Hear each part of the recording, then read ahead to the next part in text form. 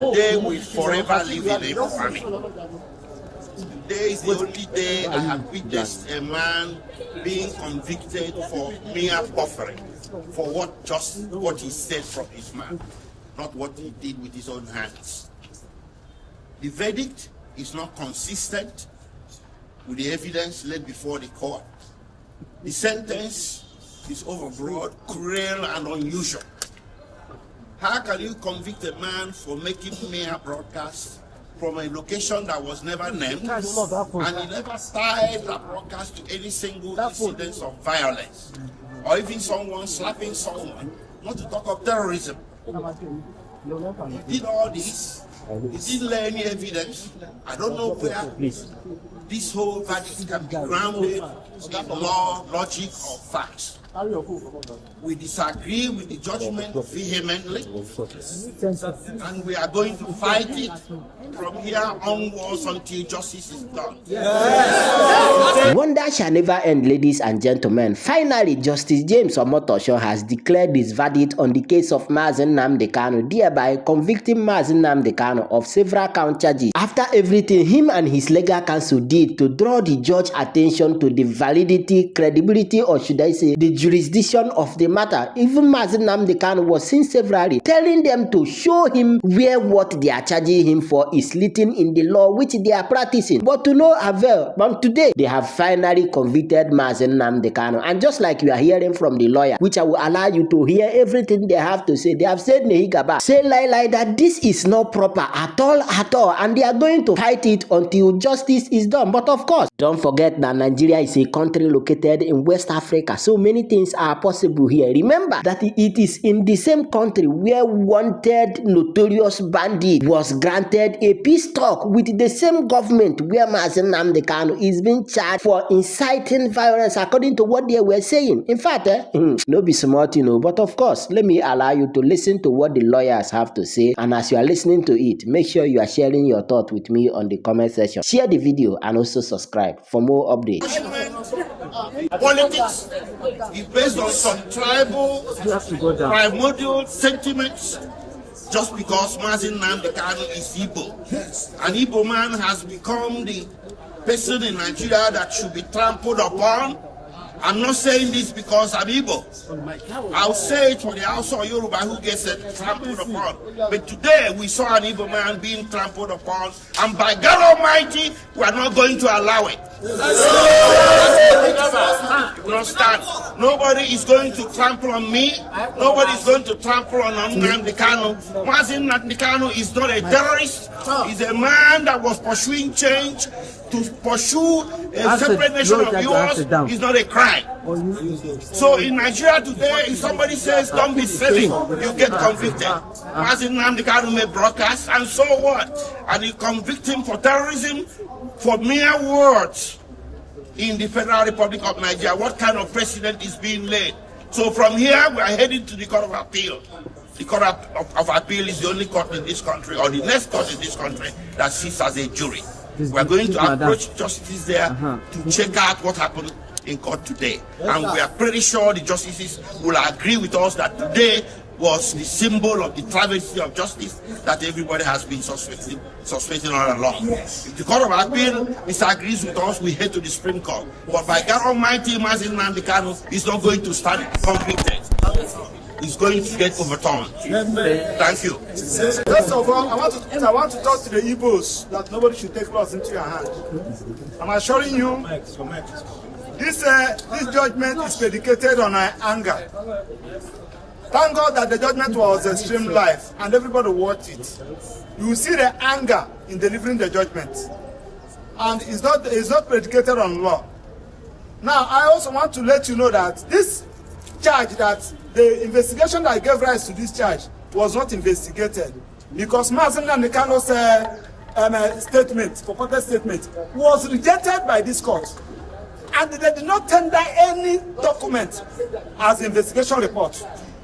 That is to say, the investigation was not, the offense was not investigated. Having said that, also something that happened in court today, Nnamdi Kanu filed a matter in Court of Appeal, and he's asking, my Lord, That particular matter, I filed in Court of Appeal, anchored on this particular issue. Please, can you just suspend this judgment? Let Court of Appeal direct what to do. My lord refused. Now, on the issue of anger, you journalists will bear with Mazi Nnamdi Kanu that government, Nigerian government, and the judiciary are not fair to Mazi Nnamdi Kanu. What do I mean? Nnamdi Kanu was given judgment by Court of Appeal. Federal government refused to comply with that judgment given by Court of Appeal until after 8 days before the appeal against it. When we get to the Supreme Court directed the prosecution what to do. Amend this particular charge. Nnamdi Kanu was saying that, please, can you amend this charge? They refused. With the combined effect of all this, I'm assuring you that this judgment will not stand. And the Court of Appeal will do justice to it. Now, I also want to plead with judiciary. Nnamdi Kanu is representing himself because the court has given the prosecution a blanket order to detain Mazi Nnamdi Kanu wherever they want.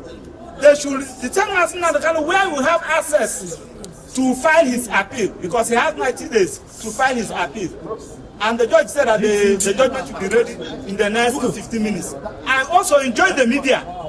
We have the record of proceedings from the day the matter came to till today. I want you to check the record of proceedings and evidence tendered, reconcile it with the judgment. Now you will now see what we are talking about. You are bringing British into this matter, bringing America into this matter. You are now trying to so that the British and America will be against Mazi Nnamdi Kanu. Something that was not an issue, that was never tendered, that was never given evidence on, and they are raising the issue. So this is a judgment against the Igbos. This is a judgment against the good people of Southeast, and it's because of Mazi Nnamdi Kanu is an evil. You cannot give this kind of judgment to a northern. You cannot give it to a southwestern. You cannot give it to another tribe in Nigeria apart from the Igbos. And we are going to start against it because it has happened in this country against some other persons, including Abiola. The Igbos join hands together to fight against it. Why should you be our own time and everybody's sitting at it? It's unfair. Thank you. We started this trial.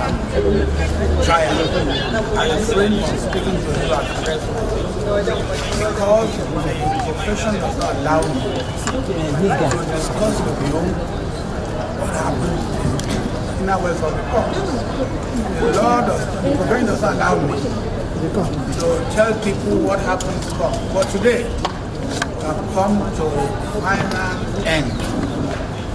This guy, your head inside now. Bend down small. And therefore, his head is entering now. The head is inside the shop. I want to appreciate the judiciary. To remember, just last Monday, the president was saying, at any time when Nigeria is in big trouble or things, the judiciary has always come to the aid to salvage Nigeria. Again, the judiciary has salvaged Nigeria from the love, from oppression, prescribed IPOB.